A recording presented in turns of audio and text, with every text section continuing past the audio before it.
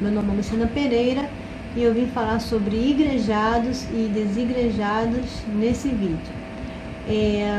O que é um igrejado? Igrejado é uma pessoa que faz parte de uma igreja denominacional, certo? Uma presbiteriana, uma assembleia, uma metodista, uma Deus é Amor. Essas igrejas são instituições jurídicas que assim se declaram perante o governo brasileiro, né, para exercer a fé, congregar, certo? Enfim, e são igrejas cristãs, portanto, para exercer a fé cristã. E quem faz parte de uma igreja denominacional se submete à autoridade daquela igreja, daquela congregação denominacional, daquele grupo social que vai exercer a fé cristã de forma organizada, né, institucional, com hierarquia, etc. Certo? De um modo geral, as pessoas que querem exercer a fé cristã dentro de uma denominação vão declarar que vão seguir a Bíblia, a fé cristã que está no Evangelho de Cristo, né, que faz a sua leitura do Antigo Testamento, certo? A Bíblia é um conjunto de Antigo e Novo Testamento. Muito bem.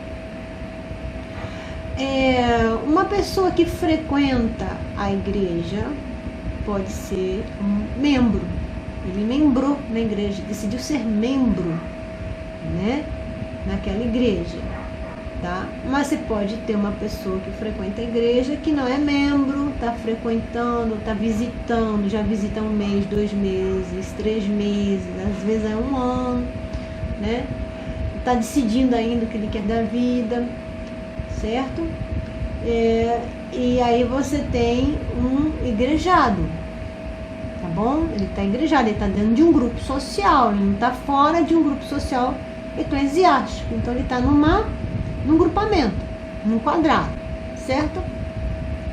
Agora vamos lá. E o desigrejado? O que é um desigrejado? O desigrejado é uma pessoa que está sem participar de uma igreja denominacional. Então, quando vem aquela pergunta, você pertence a qual igreja? Você diz que é cristão, né?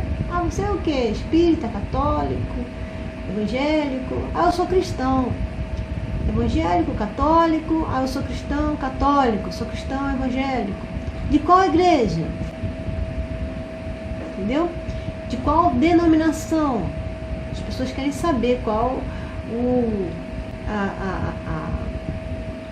a linha, né, de pensamento, qual o pensamento eclesiástico, qual o pensamento teológico você está seguindo, né, mais próximo, né? Você é pentecostal, você é tradicional, você crê em dons de línguas, dons espirituais, você é do reteté, né, da turma que sobe monte, ou você é da turma que lê a Bíblia e não crê mais nada além disso, crê em sonhos, crê em visões. Então, quando a pessoa pergunta de qual denominação você faz parte, qual igreja você faz parte, a pessoa quer saber mais ou menos como você crê, né? Porque normalmente a gente se junta com pessoas que creem mais ou menos como nós, não é isso?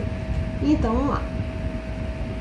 O desigrejado, ele não faz parte de uma denominação, ele não faz parte de uma instituição jurídica, né, organizada, que tem a sua congregação, um prédio para se congregar, né, ir lá louvar a Deus. De vez em quando o pessoal vai nas casas, de vez em quando tem uma visita, né, se tiver visita, é isso. Então vamos lá. Qual é a principal diferença? É isso? Acho que esqueci de falar uma coisa. O desigrejado não é um desviado da fé, tá? Tem gente que confunde, né? E só por ser desigrejado não quer dizer que a pessoa foi expulsa da igreja. tá? Vamos lá, o que leva uma pessoa a ser desigrejada, né? Primeiro, a pessoa pode aceitar Jesus Cristo, porque um desigrejado é um cristão, tá bom? Ele pode aceitar Jesus Cristo e não querer participar de nenhuma denominação. Ele frequentou uma, frequentou outra, olhou e não conseguiu se encaixar em nenhuma daqueles pensamentos teológicos, daquele modo de crer, de seguir Jesus, não conseguiu se encaixar, tá certo? Então ele decide não membrar em igreja nenhuma, fica em casa lendo a Bíblia, congrega na sua casa mesmo, com a sua família e ponto. E vamos lá, outra possibilidade, ele aceitou Jesus, ele foi para uma igreja, ele frequentou, membrou, viu coisas, não gostou, foi para uma outra igreja, membrou, viu coisas que não gostou, foi para outra igreja, membrou, viu coisas que não gostou e decidiu dar um tempo e se tornou um desigrejado. Falou, não, chega, vou ficar sem ir para a igreja. Não é assim? Então, muitos desigrejados são pessoas que foram de igrejas e decidiram dar um tempo, certo? Há desigrejados que são desigrejados por convicção, tá? Dizem que tem um movimento aí de desigrejados, são desigrejados que congregam entre si, mas eles não avançam muito em termos de organização de igreja a ponto de ter uma instituição jurídica, etc, etc. Então, a princípio eles ficariam congregando em casas, né, como a igreja primitiva, certo? E muito bem. Se um grupo de desigrejados que se congregam entre si resolverem avançar teologicamente com seminários na organização de sua igreja, pode acontecer deles acabarem seguindo os mesmos trâmites de uma igreja denominacional, ainda que eles não reconheçam uma instituição jurídica. Pode acontecer, porque você acaba um grupo que se congrega acaba, né, estudando junto, pensando as mesmas ideias, tendo os mesmos modos de interpretar a Bíblia. Então acaba tendo algo semelhante das igrejas denominacionais, né? Certo? Então o congregar leva a isso de alguma forma, certo? Então esse é um ponto para se falar. Muito bem. Quem é melhor, o igrejado ou o desigrejado diante de Deus? Já parou para pensar nisso? Quem é melhor, o igrejado ou o desigrejado diante de Deus? Quem é mais pecador ou menos pecador? O igrejado ou o desigrejado diante do Senhor dos Exércitos? Meu querido, Deus, Ele não está preocupado de qual denominação você é.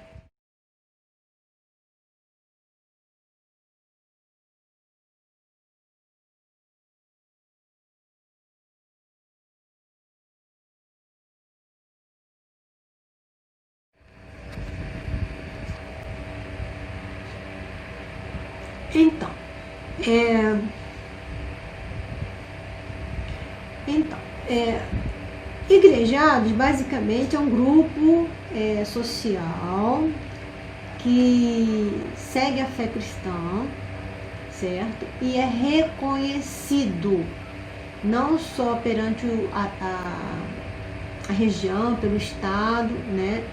Mas é reconhecido entre outros grupos sociais. Então, a Igreja Católica reconhece a existência da Igreja Evangélica Batista, Presbiteriana, que reconhece a existência de outras igrejas como a Assembleia de Deus, a Igreja de Deus e Amor.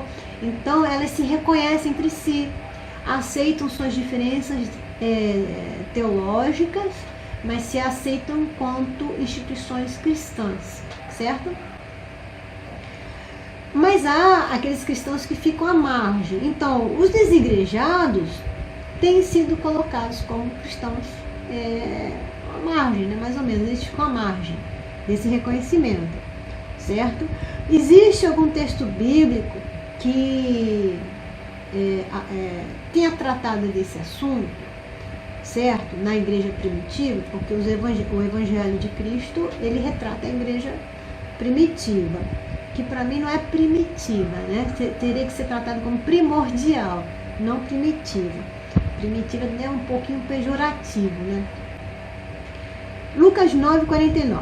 Falou João e disse: Mestre, vimos certo homem que em teu nome expelia demônios, e o proibimos, porque não segue conosco. Mas Jesus lhe disse: Não proibais, pois quem não é contra vós, outros é por vós. Certo? Então, olha só, você aqui tem dois grupos. Um grupo de pessoas, na verdade, é um certo homem, veja só, né? Aqui ele é tratado como sozinho, mas de repente ele poderia estar até com outras pessoas, tá bom? Este homem aqui eu vou colocar como um desigrejado. Por quê? Porque ele não andava com os discípulos de Jesus, entendeu? Ele não andava com os discípulos de Jesus, né? E ele não fazia parte daquela congregação formal, reconhecida, que estava do lado de Jesus. Então a primeira coisa que os discípulos pensaram é: poxa, essa pessoa não tem o direito de estar expulsando demônios em nome de Jesus, não. Quem ela pensa que é? Com qual autoridade ela faz isso? Não é isso? Vamos refletir também no caso de Paulo de Tarso, que foi reconhecido como um dos apóstolos. Até ele ser reconhecido como um dos apóstolos, demorou. Primeiro porque ele não foi escolhido por Jesus, né? Ele foi escolhido por Jesus por meio do Espírito Santo que apareceu para ele, mas diretamente ali com Jesus, enquanto Jesus está antes da morte e ressurreição de Jesus, ele não tinha sido escolhido. Ele foi escolhido depois que Jesus subiu aos céus, né? O Espírito Santo de Deus, o Espírito Santo de Jesus, né? Foi a ele, o orientou, apareceu para ele, né? O instruiu, né? Porque quando a gente estuda as Escrituras tem que ser por meio do Espírito Santo, né? Não pode ser só pela inteligência, porque inteligência Paulo tinha muita, né? Mas ele sempre diz nas suas cartas que ele não estava estudando as Escrituras por meio da inteligência dele, era sempre por meio da orientação do Espírito Santo. E quando ele surge entre os apóstolos, entre os discípulos, Paulo era aquele que queria matá-los, né? Então até ele ser aceito foi difícil. Mas quando Paulo chegou ali no meio deles, Paulo veio com muita autoridade, e autoridade do Espírito Santo, com ensinamentos e aperfeiçoamentos espirituais que o próprio Espírito Santo tinha dado para ele. E Paulo não aprendeu isso no meio deles, formalmente, naquele grupo social reconhecido como cristão. E este homem aqui, que expelia demônios e não estava com Jesus, e era no mesmo período de Jesus, antes da morte e ressurreição de Jesus, ouviu falar de Jesus e já estava expelindo em nome de Jesus. Provavelmente, né, reconhecia Jesus como Filho de Deus, porque não se expele demônios em nome de Jesus assim à toa, né, sem que o Espírito Santo de Deus testifique, né, e faça e como é que eu vou dizer assim, confirme a autoridade daquela pessoa, né? Porque quando você expulsa em nome de Jesus, né, na verdade o demônio não vai sair por causa da sua palavra ou por causa de você, vai sair porque o Espírito Santo de Deus está com você, e vai sair por causa do Espírito Santo de Deus, não é por sua causa, entendeu? Você está ali representando Deus, dando uma ordem em nome de outro, e por causa desse outro que ele vai sair, né? Se você fizer isso por você mesmo, expulsar em nome de Jesus, mas você não tem nenhuma aliança com Deus, o demônio não vai sair, certo? Porque tem uma outra situação parecida dessa, no evangelho que agora eu não lembro, que tentaram expulsar em nome de Jesus e o demônio não saiu não, e ainda deu uma surra na pessoa, tá? Porque não reconhecia aquela pessoa que estava falando em nome de Deus como sendo de Deus. Então aquela pessoa não tinha o selo do Espírito Santo para expulsar. Não naquele momento. Então aquela pessoa não estava com autorização do Espírito Santo para expulsar naquele momento. Certo? Mas esse rapaz aqui em Lucas 9, 49, tinha, porque expulsava. Certo? E o que é que Jesus falou? Vocês não vão proibir ele não. Vocês não vão proibir. Porque ele não é contra mim. Vocês não vão proibir ele não. Tá? O que é que Jesus estava dizendo? Pode deixar ele ir. Ele tem minha autorização. Jesus estava autorizando ele. Certo? Ele poderia ser considerado um desigrejado? Poderia. Poderia ser considerado sim um desigrejado. Porque ele não estava no grupo social reconhecido. Entendeu? Então, o desigrejado, meu querido, ele tem esse status, ele não está dentro de um grupo social reconhecido, mas ele é cristão, tá? Ele é cristão. Então, vamos ver um outro texto bíblico. 1 Coríntios 10, verso 15, 16 e 17. Falo como a criteriosos, julgai vós mesmos o que digo. Porventura o cálice da bênção que abençoamos não é a comunhão do sangue de Cristo? Vamos parar aqui. Aqui está fazendo referência à ceia, né? A ceia que é um rito sagrado, né? Um rito que toda a igreja católica ou evangélica faz, certo? O ministro pega o cálice, abençoa e dá para toda a congregação tomar, pega o pão também e abençoa. Né? O que é que o apóstolo Paulo vai explicar sobre isso? Ele vai falar o seguinte: porventura o cálice da bênção que abençoamos não é a comunhão do sangue de Cristo? A comunhão do sangue de Cristo. O pão que partimos não é a comunhão do corpo de Cristo? Porque nós, embora muitos, somos unicamente um pão, um só corpo, porque todos participamos do único pão. Né? Vamos lá. Quando a gente come o pão na ceia, a gente está simbolizando comer o corpo de Cristo. Beber o sangue, beber do sangue de Cristo. Não se trata de incentivar canibalismo, né? Todos nós sabemos isso. É simbólico. Significa o quê? Significa que no momento que você aceita Jesus Cristo, você faz parte do corpo de Cristo. Carne e sangue, né? A composição do corpo de Cristo. Você faz parte. Né? O Espírito Santo passa a habitar em você. Certo? Então você passa a ser corpo de Cristo, a noiva, a igreja espiritual, né? A igreja real. Não estou falando da igreja, instituição, pessoa jurídica, denominacional. Estou falando da igreja. Eu não posso nem falar que é igreja invisível, porque é uma igreja visível, é corpo, né? Somos corpo de Cristo. Fazemos parte do corpo de Cristo. A igreja é o corpo de Cristo. Você aceitou Jesus, você faz parte do corpo de Cristo.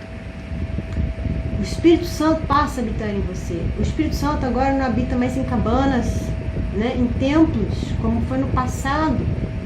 Agora o Espírito Santo habita no nosso corpo.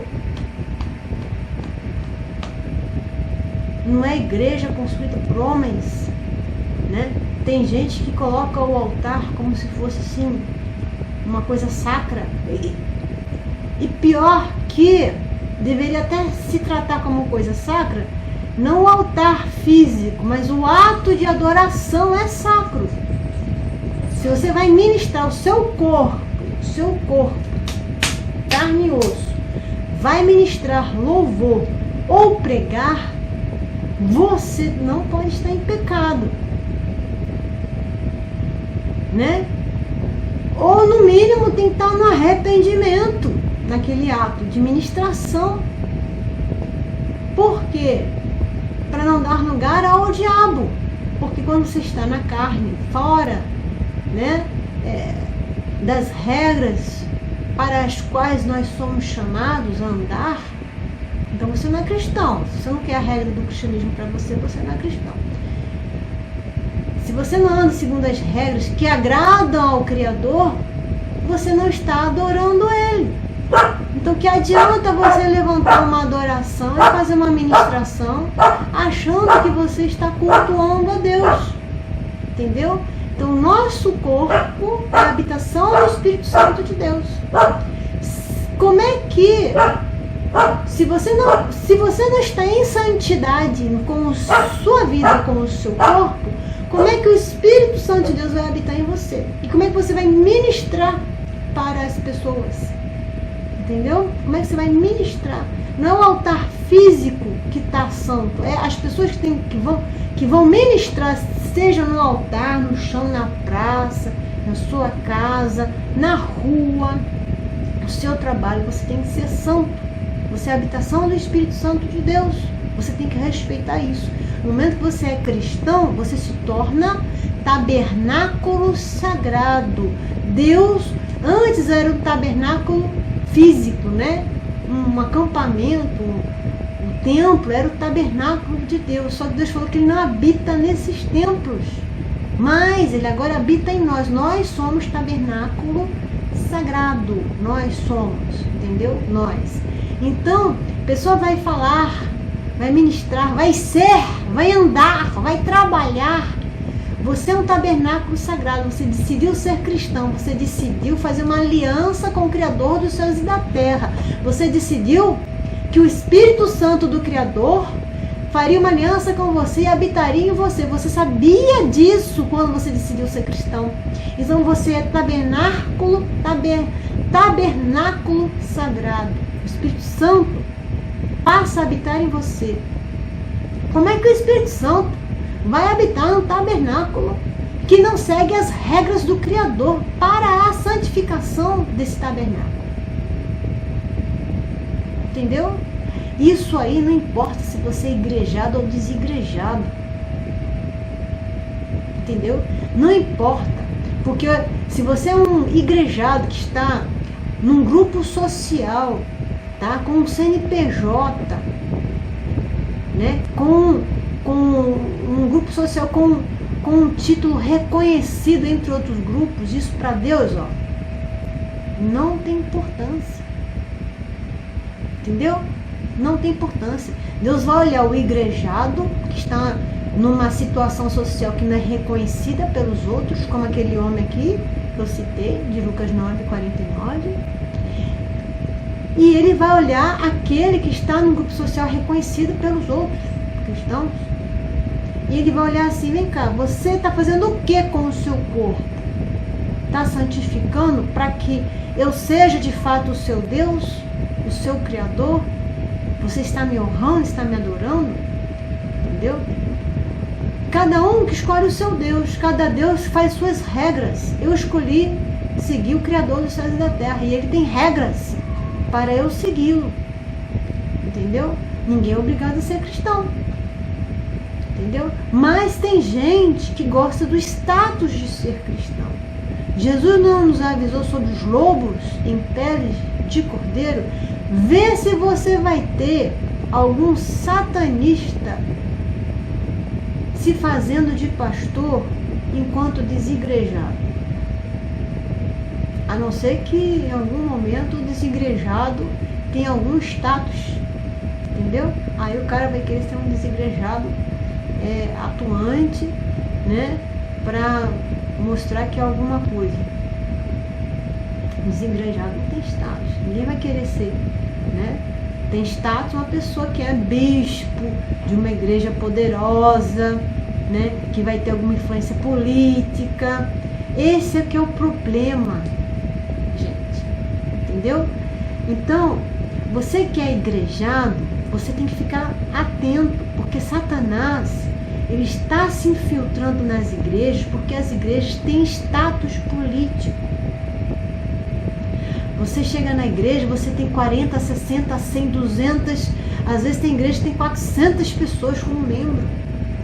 Entendeu? Para Satanás bota um olho grande assim nas igrejas, e ele faz de tudo para se infiltrar. A gente tem muito testemunho de pessoas que se converteram e que falaram: olha, eu era satanista e eu pregava, eu era pastor. Entendeu? Eu nem vou entrar muito nesse assunto, não. Não quero desmerecer os igrejados, tá? Mas o igrejado, ele tem que ficar atento, porque o que importa é a sua relação com o Espírito Santo de Deus. O batismo importa, a ceia importa, tá? Mas tem gente que vai para a ceia, vai para o batismo, vai para o púlpito, vai para a adoração e está fazendo tudo errado na vida dele, e o Espírito Santo não pode estar ali por causa do pecado. Então, para Deus, o que é que importa? Para Deus importa uma pessoa que está numa igreja, numa sociedade reconhecida pelo outro humano, mas está fazendo tudo errado e não tem como o Espírito Santo estar ali com aquela pessoa? Porque ela, diante de Deus, é um porco espiritual. Entendeu? Não tem como o Espírito Santo estar com aquela pessoa. Eu não vou nem entrar no mérito de doutrinas que não dão lugar aos dons espirituais. Não vou nem entrar nesse mérito. De falar com Deus, sonhos e visões. Nem vou entrar neste mérito. Porque o Espírito Santo tem perdido muito espaço nas igrejas denominacionais. Para muitas coisas. Não vou nem entrar neste mérito. Vou entrar no mérito do pecado.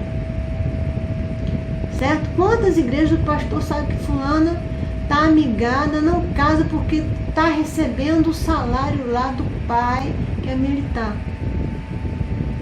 E vai levando a vida, e vai levando, e vai levando. E deixa a pessoa, tá bom. Bom, ficar no banco da igreja, a pessoa vai ficando, né? No banco da igreja você pode ter todo tipo de pecador. O pecador tem o direito de ficar no banco da igreja, ouvindo o evangelho e tal. Mas ministrando a palavra, né? Evangelizando, assumindo cargos eclesiásticos, não. Mas o diabo botou um olho tão grande na igreja que existem disputas de cargos eclesiásticos. Se bem que toda instituição humana tem esse tipo de problema, né? Porque uma sociedade que tem CNPJ, uma sociedade humana, tem disputa de cargo. Isso acontecia na igreja primitiva, na igreja primordial, que eu não gosto do termo primitivo, mas na igreja primordial acontecia isso. Né? Pastores que usurpavam das suas ovelhas.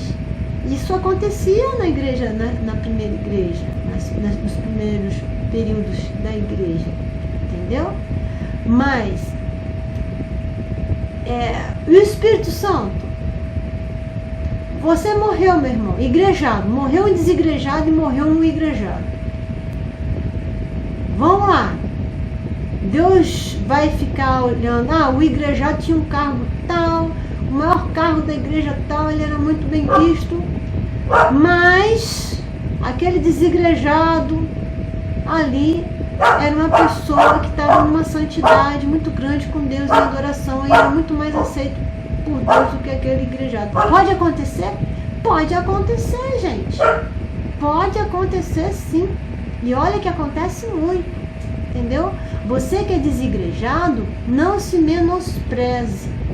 Não ache que só na igreja você vai ter a busca do Espírito Santo, não. Porque para você buscar o Espírito Santo, você busca até na sua casa. Tá? Porque a primeira igreja, eles não tinham templo, tá?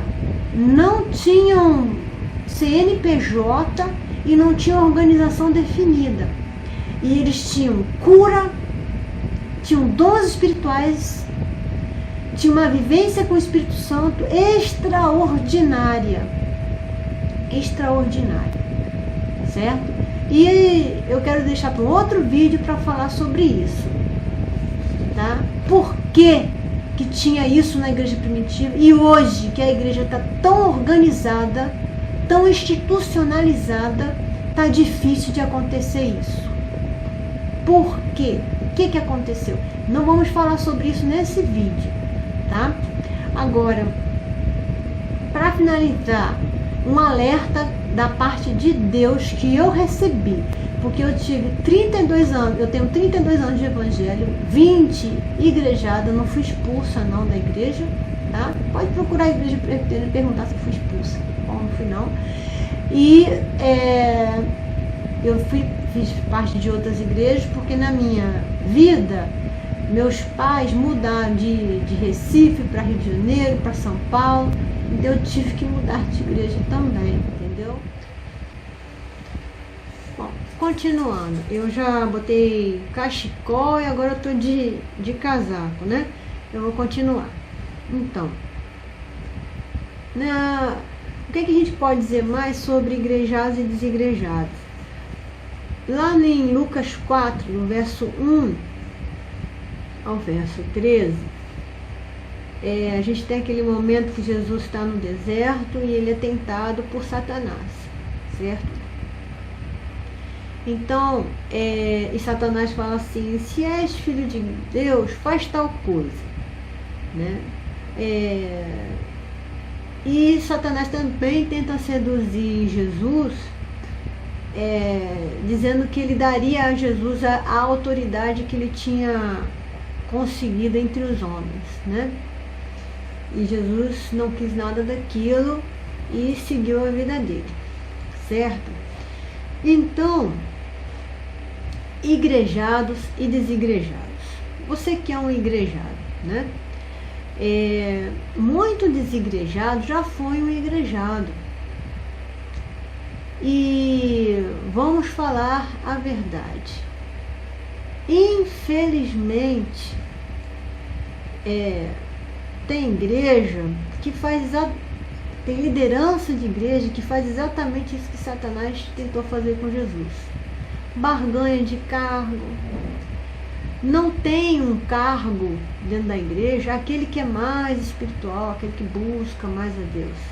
Tem um cargo na igreja aquele que tem uma boa relação com o pastor. Eu vou chamar de boa, né? Porque também há relações meio estranhas ao Evangelho de Cristo, nesse sentido. Então, como toda instituição, a igreja, como toda instituição humana, a igreja humana, denominacional, tem seus problemas.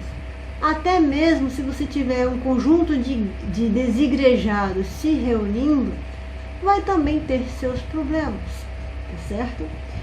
Então, igrejados não tem que desprezar desigrejados, tá certo?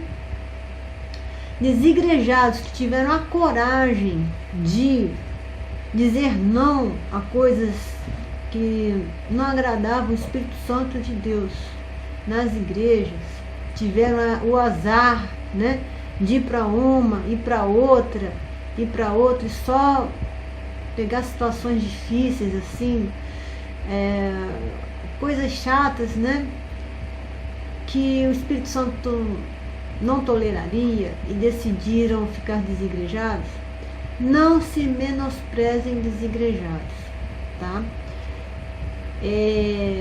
Tanto o igrejado quanto o desigrejado, ele tem que buscar Deus, tem que ter seu momento de devocional com Deus, sua busca, sua comunhão com Deus, buscar ouvir a voz do Espírito Santo, tá? Tem igrejado que não abre a Bíblia para nada. E quando vai para a igreja, nem presta atenção na pregação. Entendeu? Vive da devocional do seu pastor, não faz a sua própria devocional. Não, Jesus não nos chamou para isso. Entendeu? Não nos chamou para ficarmos escorando nossa vida espiritual na vida do outro. Cada um de nós tem que ter a responsabilidade de ter a sua devocional diária com Deus, buscar a Deus, né? Sermos como os bereanos, né? Como diz a Bíblia, né? Os cristãos de Bereia, da igreja primitiva, né? Primordial, eles sempre estavam ali verificando se o pregador estava falando corretamente, de acordo com a Bíblia, sempre questionavam, né? E isso tem que ser feito debaixo de oração, debaixo da orientação do Espírito Santo de Deus. Isso serve para igrejados e desigrejados. Tem desigrejado que frequenta a igreja, uma, outra, é isso, assiste culto, né, pela internet, pela TV, né, ouve rádio, certo? Então são irmãos em Cristo e são muitos os desigrejados, não são poucos não, tá, seus igrejados? Os desigrejados são muitos, e se são muitos é porque a igreja não deu tratamento adequado aos igrejados, que se tornaram que foram um dia igrejados e acabaram se desigrejando, tá certo?